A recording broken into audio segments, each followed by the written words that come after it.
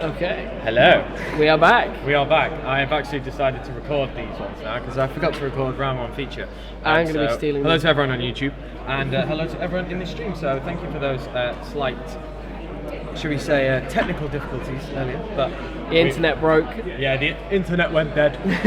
But yeah, so today we have a round 2 feature with Marcus Patel and Tom Rose, two very well respected players in the community. In the UK circuit. Yeah, Marcus is playing PK Fire and Tom Rose is playing Monarchs. He wanted the last Ferrari Monarchs. So I know we have Monarchs again, but bear with us, we'll get more stuff, don't you worry.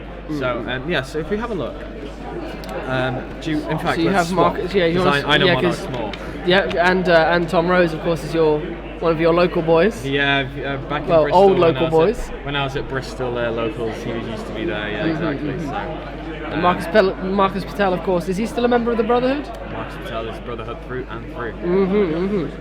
YCS Brotherhood on his event form. So he's they're currently just shuffling up. So it's a pretty basic Monarch. It's a domain. It's domain Monarch with it does have the quantums in here. So I haven't seen them in a while. Could be quite an interesting one. So just because we haven't seen them in a while. So what we'll do is we'll jump over to the stream area. Okay. Do you want to talk about the PK Fires? I mean, Marcus's list does seem to be fairly kind of straightforward. He's playing allures. Some people really shy away from allures. And I don't believe he's playing the hand traps. Well, as in, I don't believe he's playing hand traps. So some people take out the allures and put in Veilers. That's what I did for Euros, but I didn't top. So there's an announcement. It's coming out, but Tom Rose will be going first. Tom Rose will be starting us off with his Monarch list. So we're just waiting on the hands. That looks like an upstart. It's got a turn. However, just to point one thing out to you guys, there is 3 main decked anti-spell fragrance in Marcus Patel's deck. And he opens one of his strikes as well. Yeah, so PK Fires opens strike, rotor. I think Allure, I'm not entirely sure, I can't see it too much. That looks a lot like Allure to me. It might be foolish because he. Oh wait, no, that's was that Marcus's hand there? Sorry. Pardon? Were you looking at Marcus's hand there? I think so, yeah. So anyway, let's just not look at the dive into it and go. So Tom Rose opened up the upstart into the Pantheism, I think it was, and discarded the return. So it's obviously going to get some level searches here. It depends. I mean, looking at its hands, it's just 3 primes. Yeah, there we go. Just the 3 primes. Easy peasy. So if we just have a quick look at his hands. He already had the Pantheism, so he has the Thessalos, is that? There's a Mega Thessalos in his hand and a Quantum. Well, red Quantum. Return, upstart, and we've seen the Pantheism. Yeah, so we can't see the rest. Another Pantheism is played, sending the Prime, so he drew another Pantheism. Also, big shout out to Rescue Cat Duelist in the chat. Our Rescue Cat Duelist visited in the chat, excellent. If anyone wants to know, Rescue Cat Duelist is the person who designed the playmat that you see, the top 16 playmat, so big thank you to her. Yeah, please do check out our YouTube and our Facebook page. We would encourage her to produce more work. Mega Thessalos is played, turn 1, Thessalos is activated, forcing the discard from the hand. Rescue Cat Julius just said in the chat, I'm starting a fundraiser for a good cause to help the less fortunate, raising cash to get Will a top get Will a top button. Thanks for that. So straight away we have the Thessalos, as you said, and yeah, pretty decent hand from It's going to rip a card, and if it's a monster it will burn. I think it's a difficult one actually. So he's going for the rotor. It limits him to a single Phantom Knight play and that's about it. Yeah. But there was no easy way, because if he discarded any of the Phantom Knights, they could be replaced by Rota, and then he was in an even better place. Yeah. So really, it doesn't have a huge change. But we're going to see if anything else is going to come out of Tom. I think he just waved his play. Yeah, he waved his turn away. Yeah. So Tom can only really produce that. He does have the Prime in his hand, I think, still, doesn't he? Yeah. Yeah, so he's all right there. So no, sorry, he sent the Prime. Oh, did he set the Prime? Sorry. He sent it. Sent it. Oh, okay. He sent it with a second Pantheism. I missed that one. So unless he's drawn another Prime, he does not have any others. So Cloak is summoned. Boots is special summoned because he controls a Phantom Knight monster. They're more than likely going to go into Dante, but we could see a Breaksword here. No, we're going to see a Dante come out. Ether is going to activate immediately in response to that because he can't let those mills go through. And if he destroys the Dante, now he gets additional value because the Dante won't have anything to add back from the grave. Which is just so key. So key. I'm sorry if I kind of go off with the Phantom Knight bit. Please go. Because there's so many interactions. I practiced this loads for Euros. So we're going to see Domain hit grave and a Curaz be summoned. I don't see what the other one was. No, I wasn't entirely sure what it was, but yeah. So Curaz is going to get destroying the Dante. And Marcus is just checking it, but obviously we can't get anything with it. Admittedly, Marcus will have access to 2 searches thanks to the effect of his Phantom Knights in grave. Yeah. But I'm not really sure if they're really going to get in where he wants to be just yet. Especially because his hand doesn't contain any other Phantom Knight monsters. So they both get a draw. He draws a Skarm. But he's his only monster, which is a really bad place to be. So he has an allure though. He does have an allure. So in this situation, would you consider the allure or try and sit back? I would search first. Yeah. Well, of course, yeah. He's got more stuff to search for the boots. Yeah. Because now if he draws any other Phantom Knight, including the other boots, he can at least special summon that one and have a play. So very, very true. I mean, this is an incredibly awkward matchup for Phantom Knights because of the size of Monarch monsters. Yeah, this is kind of why I liked it as well. Yeah. It's 2 very good players to show what they can actually. So Fogblade and a Farfa. Was that a Farfa? It was a Farfa. This is why I have burning a bit some Phantom Knight very well. Yeah, it's been my jam for the past few years. So the boots is sent. He doesn't, of course, draw another Phantom Knight, so he is going to be better off holding onto the Burning Abyss cards at this stage. He can also search out another Fogblade, so he's got an additional Fiendish Chain to add to his hand. So, to the unsuspecting Tom, he thinks he only has 1 Fiendish Chain, basically. Well, I mean, when he sets 2, it will more than likely be a read as another Fiendish Chain. However, if he just sets 2, he could... Say if he's got 3 traps in his hand, a strike and 2 swords. Say he set 2, Tom could play around the strike, thinking it's the strike he saw and the search Fogblade. Yeah. And he could hold that back, dependent on fear of Twin Twister, leaving 2 Fogblades down there. And if they get Twin Twisted, that's pure profit from Marcus. It's not exactly a bad thing at all. No. So I'm just talking about the mind games that Marcus could potentially play in this situation. I might be overthinking it, but not necessarily. There's a lot. So he special summons the Skarm. I see that come down, and then he's going to just set and pass by the looks of it. Set 4.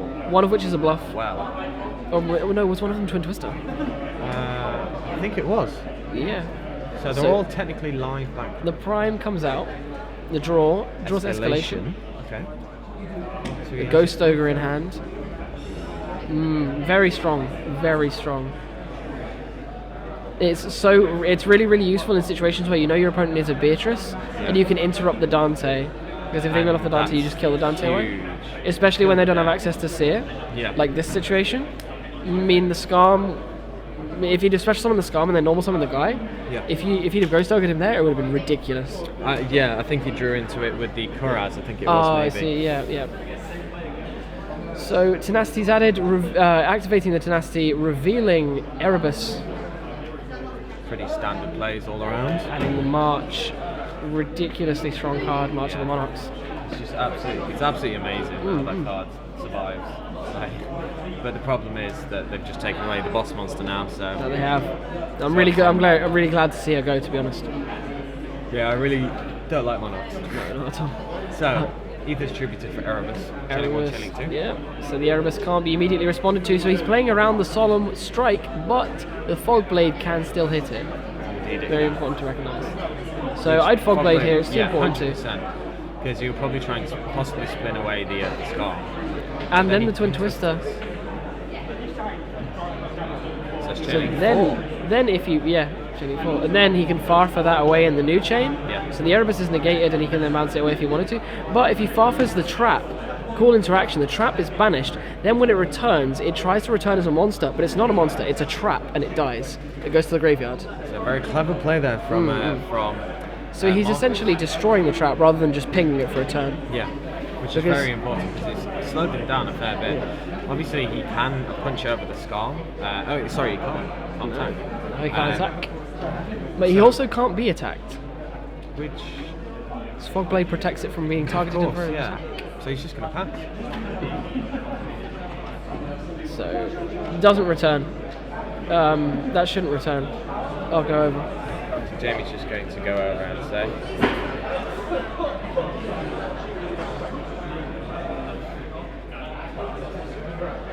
So yeah, we're just. This is why we have multiple people over here. So it's just so we can make sure that everything is done in order.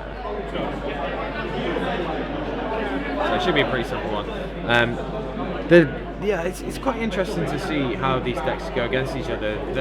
Both the decks are just so aggressive. It's unbelievable, and I think that it's actually at one part interesting to see, but I understand a lot of people are getting very, very bored of this format, and I don't blame you because unfortunately I feel stale at the same time.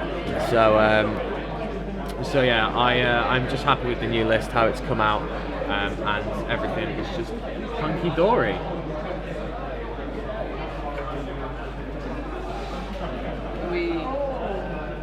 You still live? We are still live indeed. I've just gone over there and discussed it with them. They were under the ruling. They've had it ruled both ways previously. Okay. So the table judge is just checking in with the head judge on our group chat.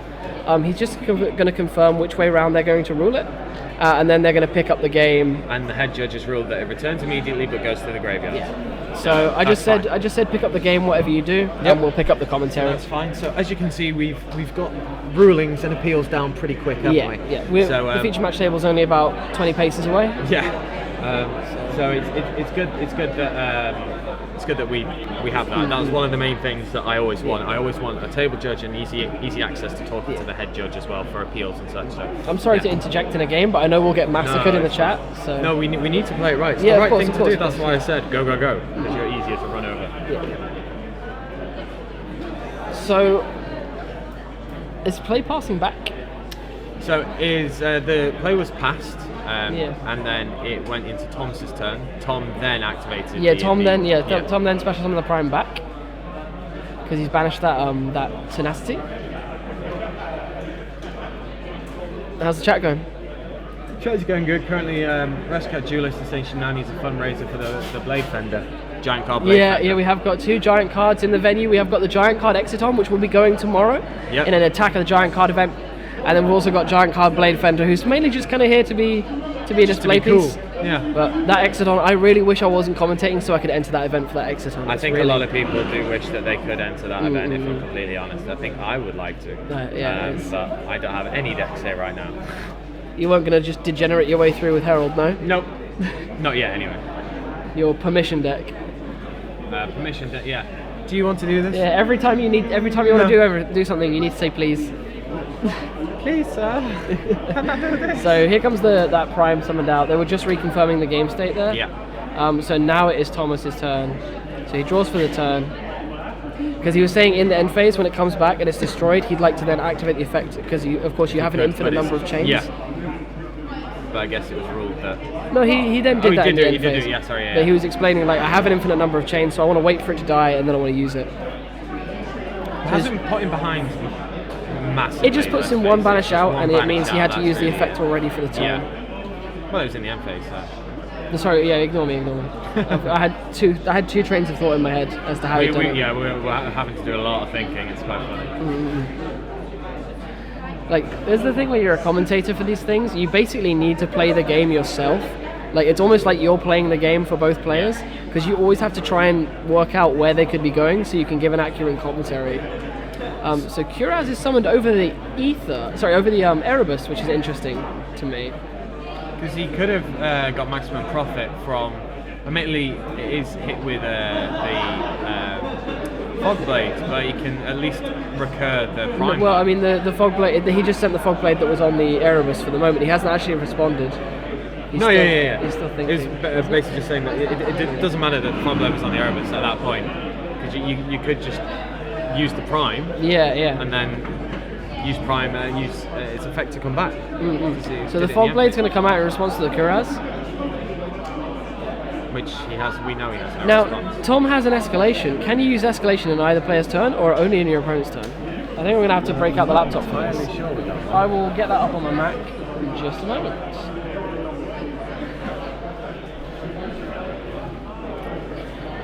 Escalation of the Monarchs. I'll be one moment. So it's in Marcus's turn now while he checks that. I guess during it's your in opponent's main turn. phase. Yeah. I mean, he drew it into a graph.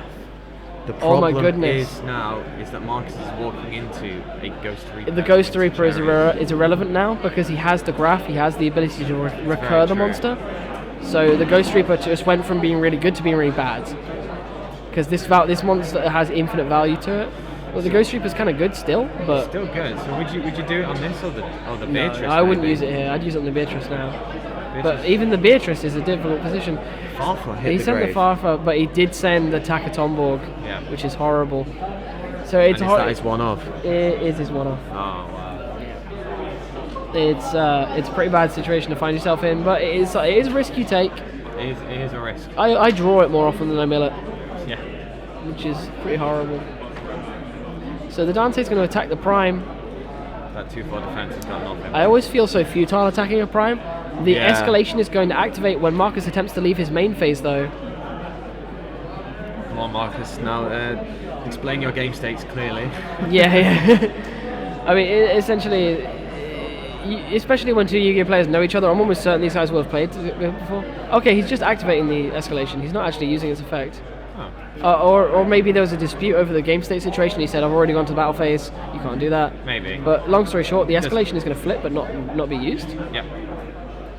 But we could see it in the main phase too. But there's no way he can even make a summoning play anyway.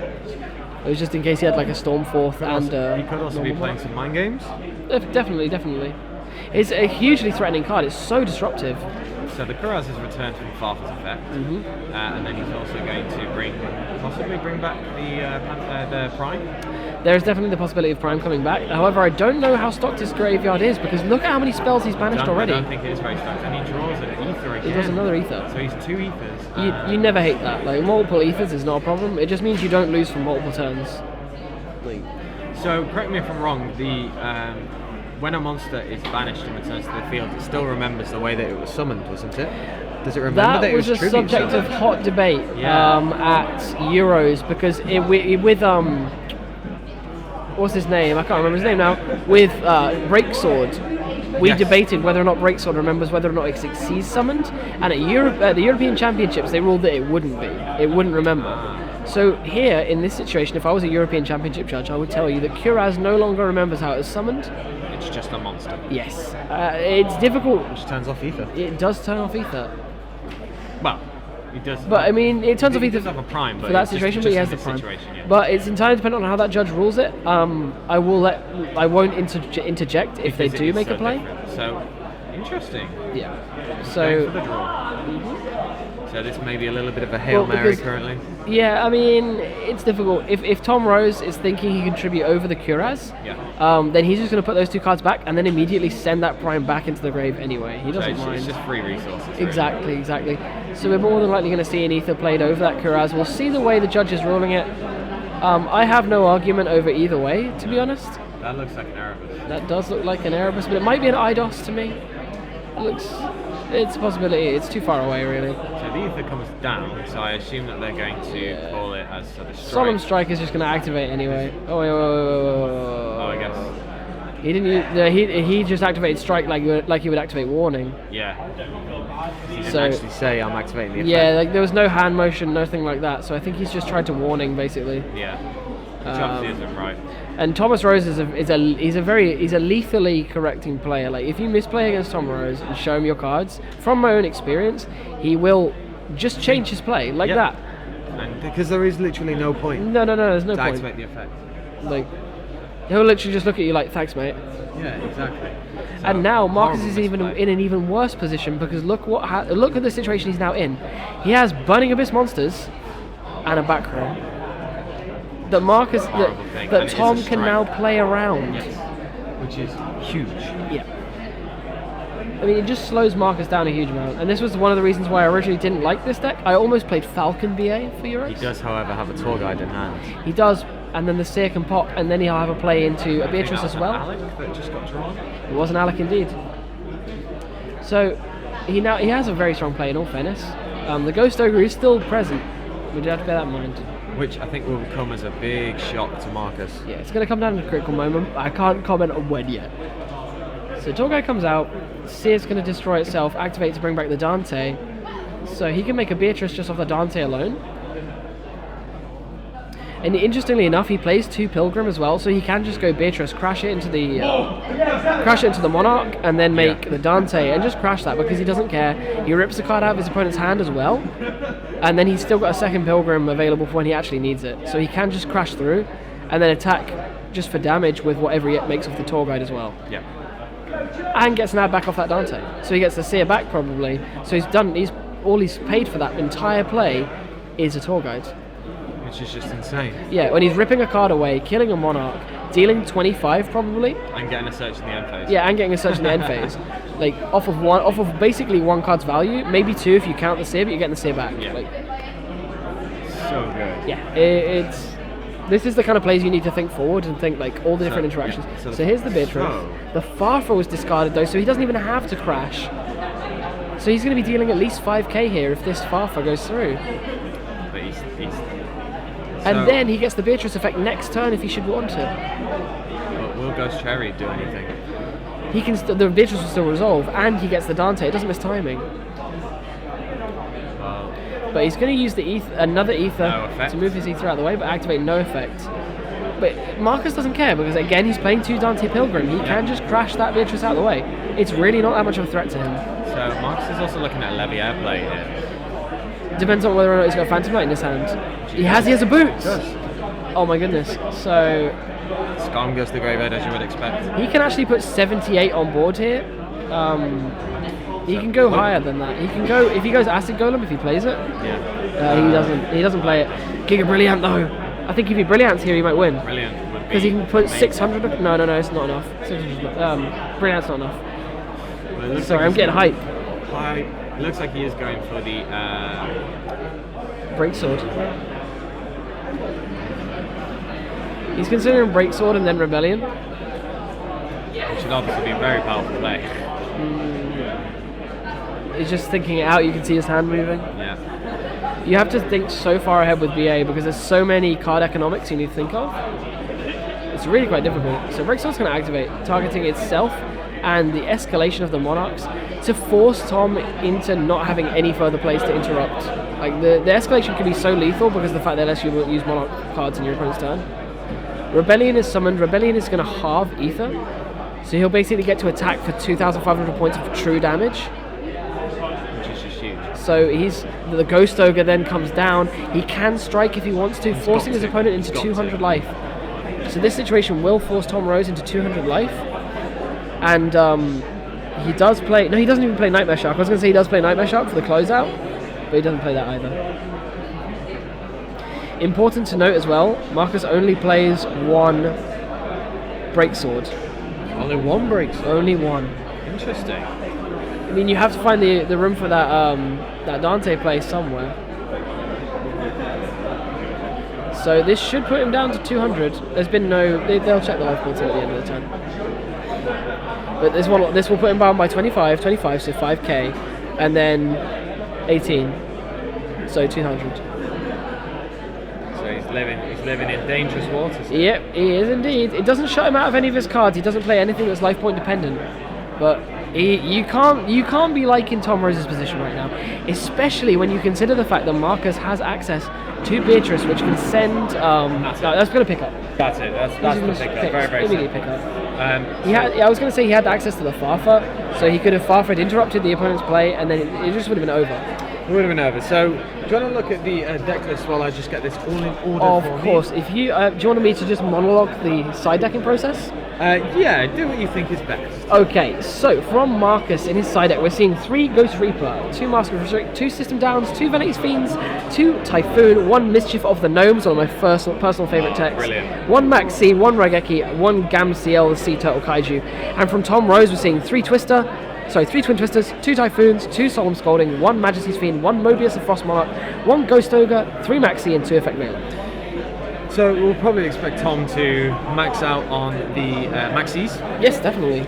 The Ghost Ogre might be an option if he wants to maybe try and cripple Marcus it's early. hugely strong. Mobius is alright, but I would have preferred to see Mega Mobius. Twin Twister could also see itself coming in.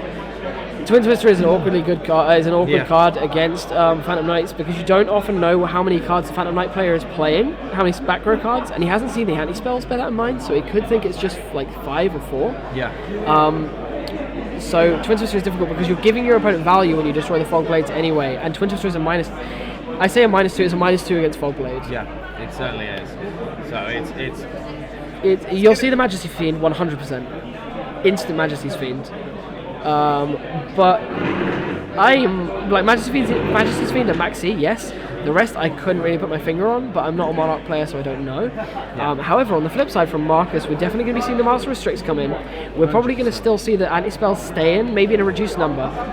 Yeah, I think it's still strong to have the anti-spells in. I think because they can completely cripple them for a whole turn. However, I don't know what else I would put in. The Ghost Reapers are irrelevant, System Downs are irrelevant. Vanity's Fiend is cute, but it doesn't really do you much in the matchup. One Max C, pretty bad. Mischief of the Gnomes, irrelevant in the matchup. Gamciel, I don't really want to give them. Raigeki, I mean, Geki's nice because you have removal, but otherwise, like I played Raigeki in 2 Dark Holes in my main deck at Euros because I hated Monarchs, I feared it so much. Yeah, I know. And then what did I play against? I played against 4 decks playing Kirin. And when you can't Dark Hole a Kirin, what are you going to do? So that was the thing. Yeah, so they're currently still siding up. Yeah. Just waiting. I think that's really all I can explore here. So have a look at the chat while we are waiting. Yeah, can I want to kind of have a look into this. So 2-5 plus 2-5 plus 18, 1-6, but it didn't really matter. Much more quality than ARG. Well, thank you very much. Do appreciate that. Do appreciate that. Can you not get it up there? I don't know if I can. I don't know how to access the. If you just go to my actual live stream, you'll be able to find it. Oh, okay. You'll just be able to see le chat. If I go to live now. Yeah.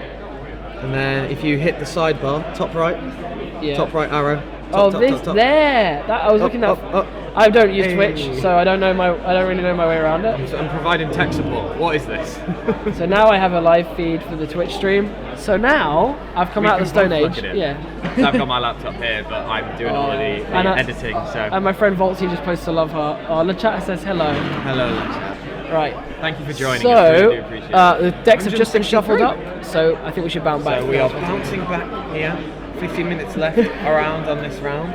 Yep. About on this round. So, Will is obey. Thank you very much. So, we will have the hands coming in imminently. I hope so. We will. There we go. So Marcus has Calcab. Oh, sorry, yeah. Yeah, so Marcus has Calcab, Graph, Allure, Terratop, and a Typhoon. Is that a Terratop or is that a Boots? Oh, it's a Terratop, my mistake. Terratop. And a Typhoon. We saw Typhoons come in. Very interesting. And Tom Rose has Escalation, Stormfall, Return, Twin Twister, and an Ether. Okay. So he's just set 3 and passed. So, I mean, that's... So this is a pretty legitimate and nice play. Yeah, you can't be liking my Tom is though, like, because those are all bad cards, like, for the situation. Yes. But it just takes one thing. Yeah. Just take Allure of Darkness is played, drawing 2. I think he drew another Terratop. He drew the anti-spell. We could see some lockouts soon. We could definitely see that, but of course all Tom's spells are set already. Indeed. Indeed. He's ahead of the play. He's making reads. He's already like, you probably have it, it's fine.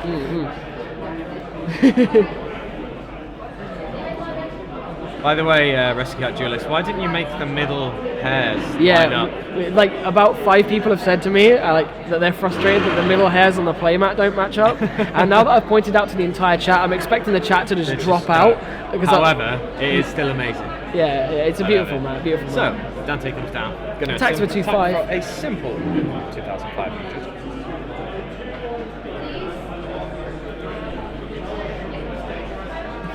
The in-chat room commentary is getting saucy, according to the chat. Oh, hold on now. So the Beatrice is obviously going to come down. The Graph was discarded as well, so Graph's going to net him a nice little plus. So that's Scarm. Probably Scarm, so he can search out the tour guide and then face. So it was the only reasonable pick, really. Yep.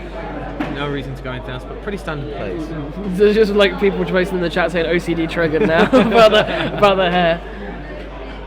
So I'm gonna have. I think if we have Jamie on a chat watch today as well, which is quite good.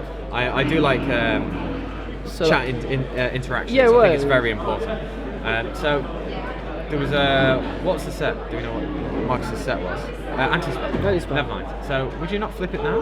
Or would you just wait? Depends on the situation. I mean, Tom's only just drawn, There you so are. there goes in your standby phase. Flip the anti-spell fragrance.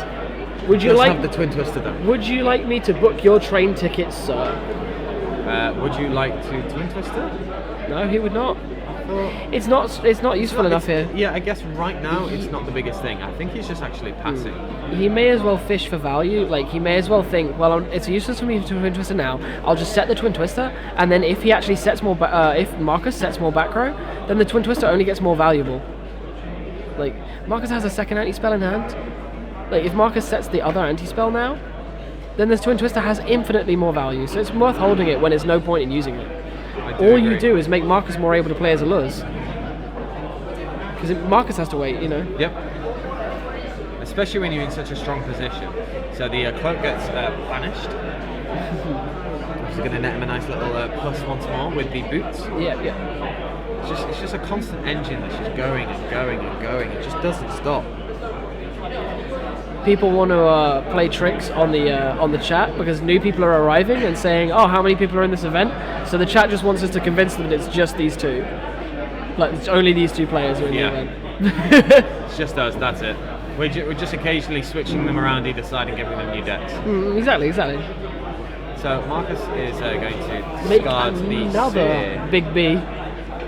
Big B dropping onto the field. It'll just recur the Scarm. Yeah, like, use your stuff. He can just snowball this. Like, if Tom doesn't draw another good card, all Marcus has to do is send Barber. Marcus plays Barber.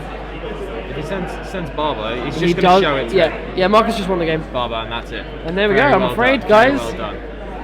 We have a brick. Well, it was Monarchs. We were going to expect a brick. It was a slight brick. So yeah. So that is it. That is the end of the second round. Marcus taking a swift 2-0 there on Tom Rose, doing very well. So Marcus is now XO still. And yeah. So what we're going to do now is we're going to drop to an intermission once more.